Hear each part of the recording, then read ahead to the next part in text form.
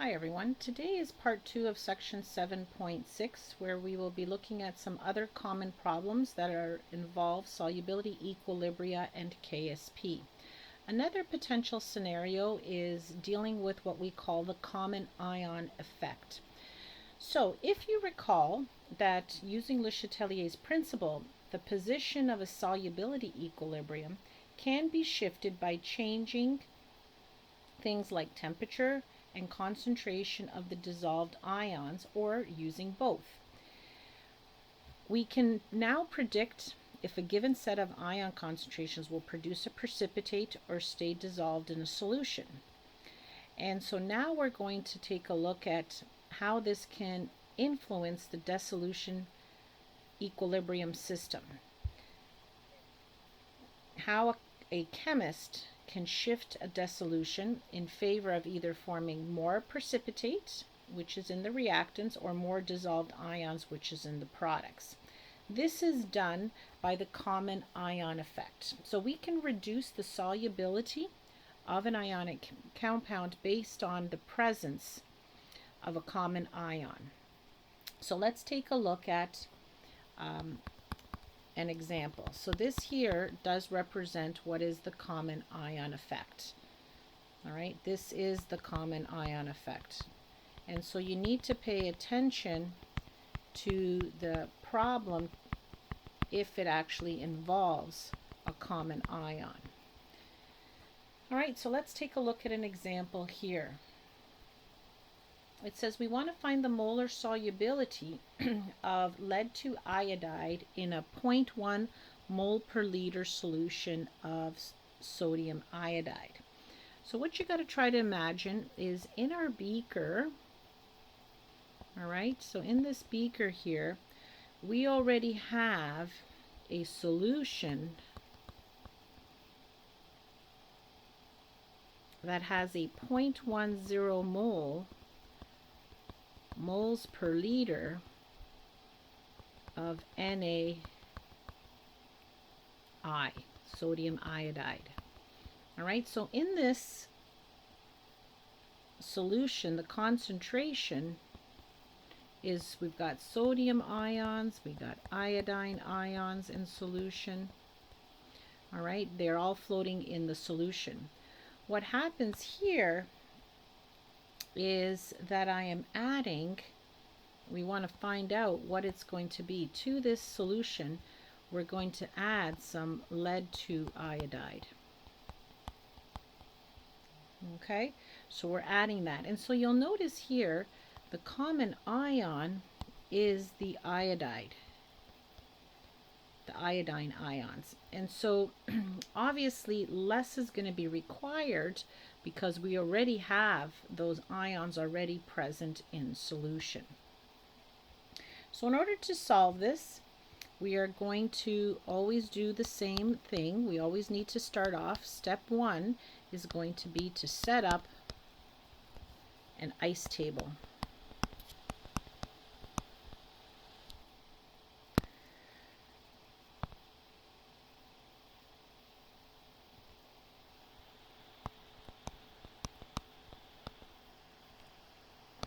And we're going to let X represent the change.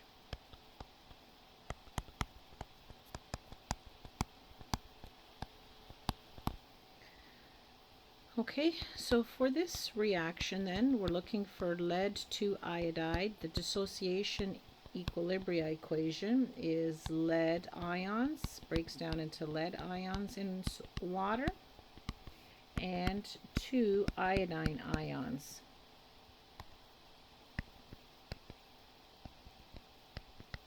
In water. Okay, and we are going to put our acronym here, ICE. Again, because it's a solubility, we do not include the reactant. Now, how it differs from a lot of the other ones, on the onset, if we're putting them to just pure water, both of our ions on the initial concentration is 0.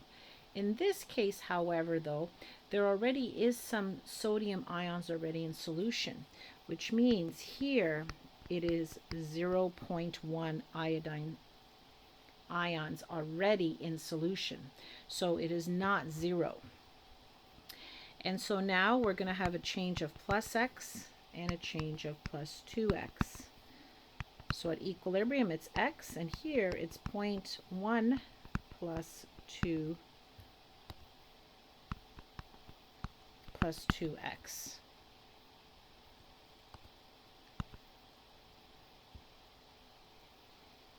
Okay, our next step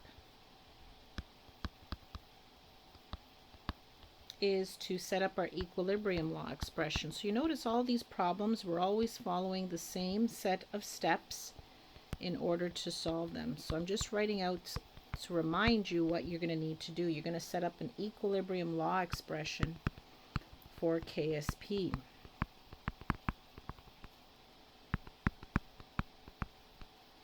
All right, so in this case, KSP is equal to the concentration of the lead ions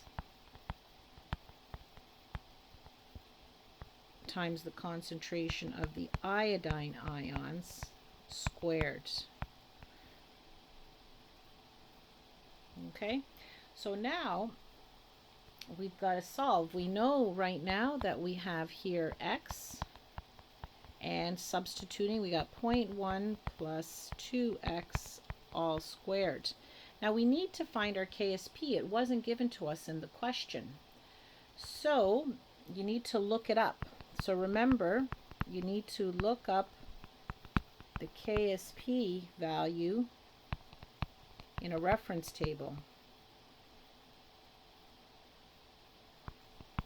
Okay, so we're going to look it up on page 725 of your textbook in table B4.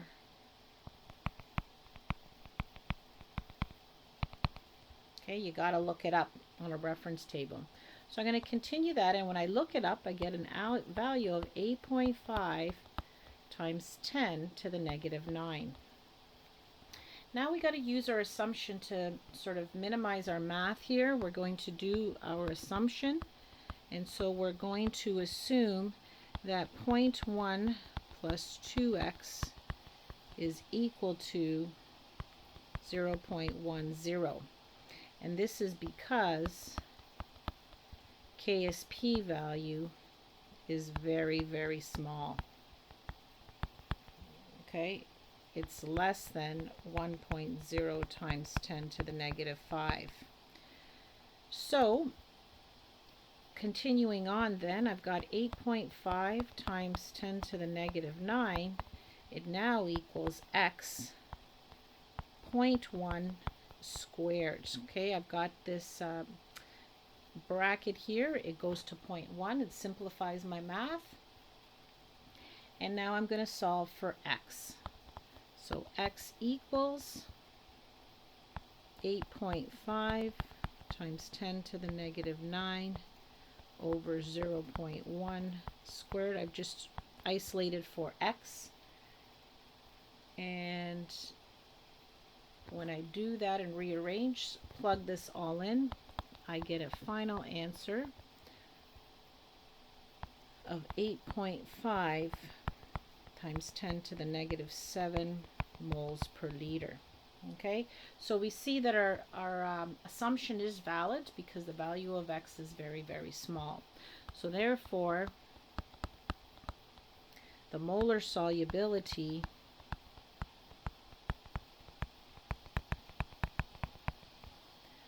of the lead to iodide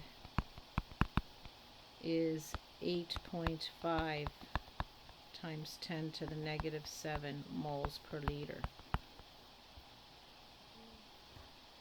Okay, so pretty straightforward. So the only critical thing here is you got to make sure you double check and verify if indeed you have a common ion effect taking place. Do we have some initial ions already in solution?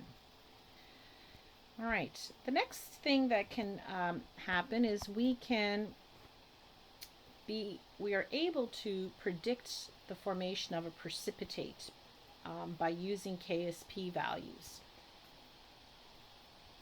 And so we can do a bit of a comparison. So we know in a saturated solution that if we calculate Q, it will, if it's equal to KSP, then that means there's no precipitate forming. You've got a saturated solution.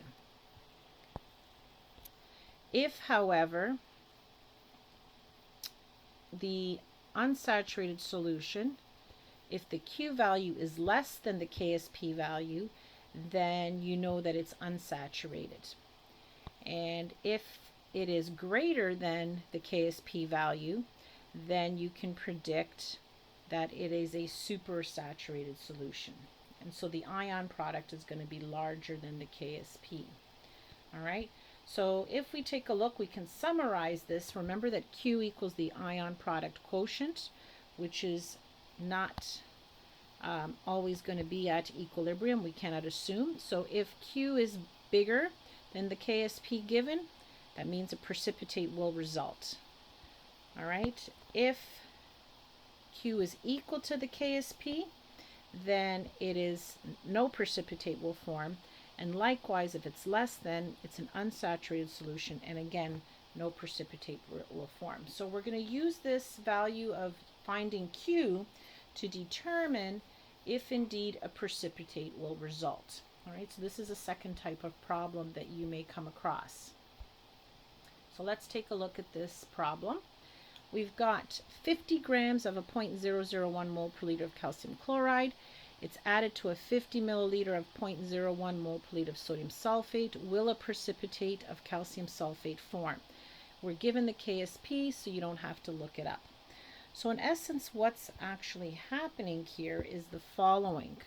Okay, so if I've got a test tube here, I've got calcium chloride solution. This one has a volume of 50 milliliters and its concentration is 0.001 moles per liter.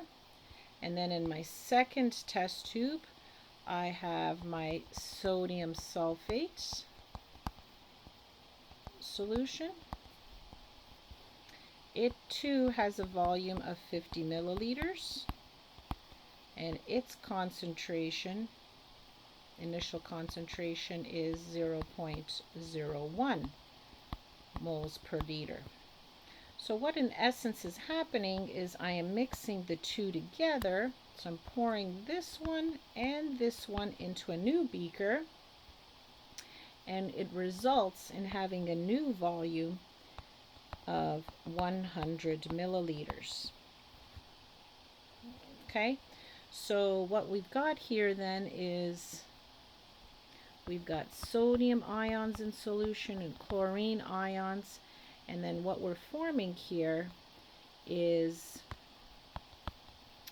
calcium sulfate. All right, we want to see if a precipitate is going to result. Okay, so we see that by using this table, we know that calcium, if you were to use a solubility table on page 465,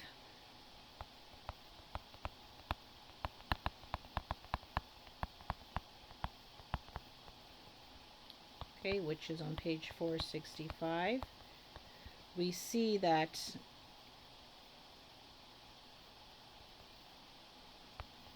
the calcium ions and the sulfate ions come together to form a precipitate.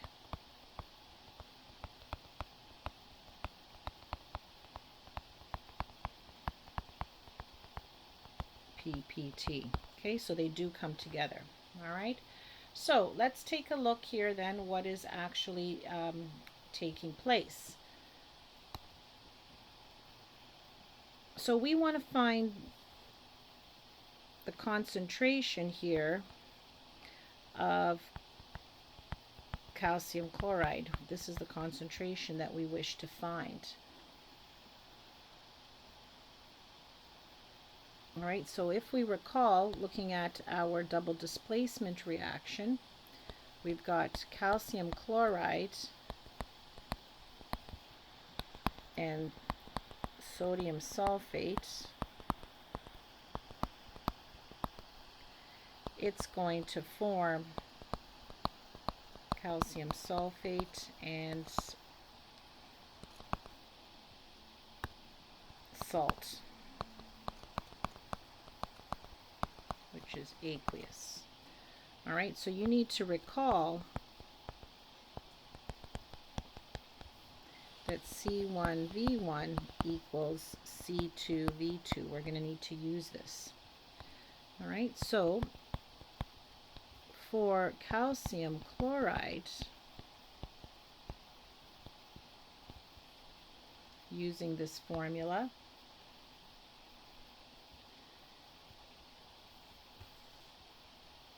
we got C1V1 equals C2V2. We rearrange the equation to find C2.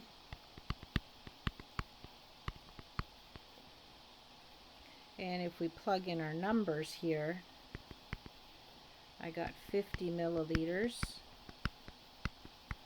and 0.001 moles per liter divided by 100 milliliters in our new solution. When I work this out, I get 5.0 times 10 to the negative 4 moles per liter.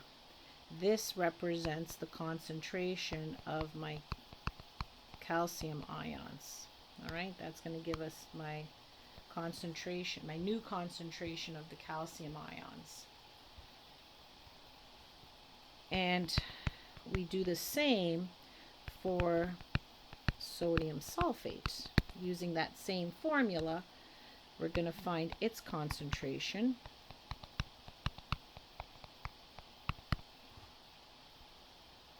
And this time we're going to plug in our 50 milliliters and our 0.01 moles per liter over 100 because the volume is the same, same volume. And so this now gives me the concentration of the sodium sulfate ions, which is now 5.0 times 10 to the negative 3 moles per liter. All right, so we've got these two final concentrations when we mix the two solutions together. All right, so this is step one. We've got to consider the dilutions that have occurred when we mix the two solutions together. All right, that's what we do in step one.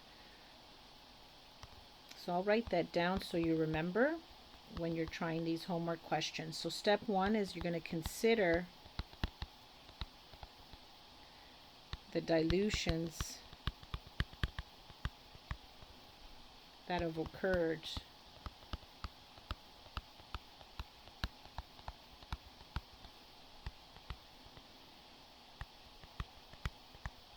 when mixing the two solutions.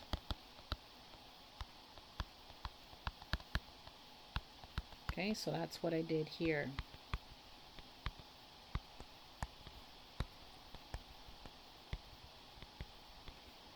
Okay, that's what I did there and there. That's what I did. Found it for both of them. Now, step two is you're going to write the dissociation equation.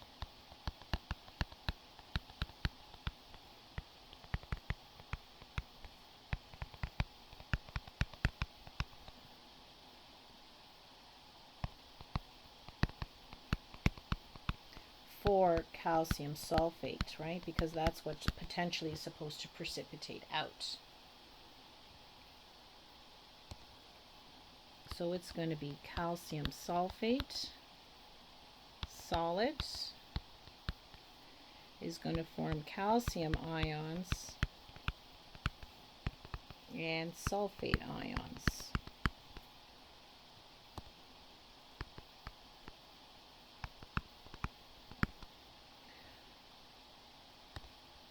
Okay, in step 3 now, once we know that dissociation, we're going to write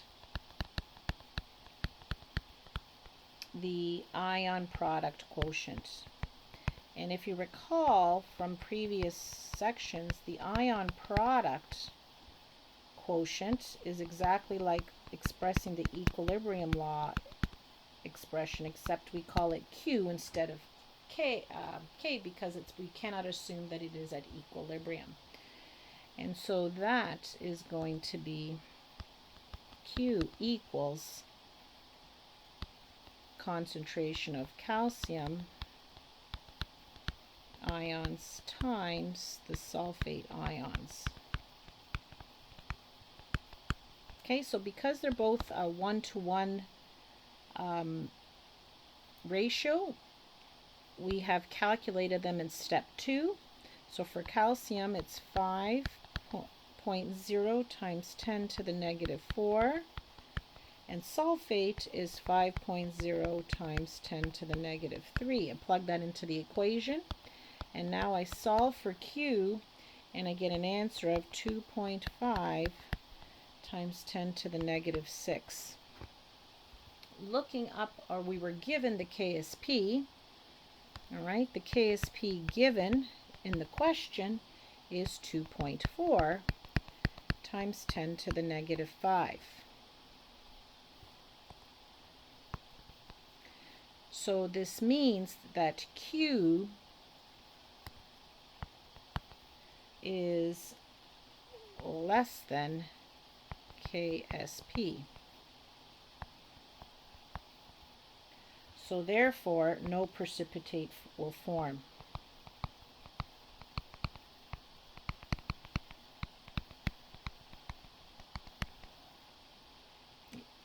Okay, so we've got an unsaturated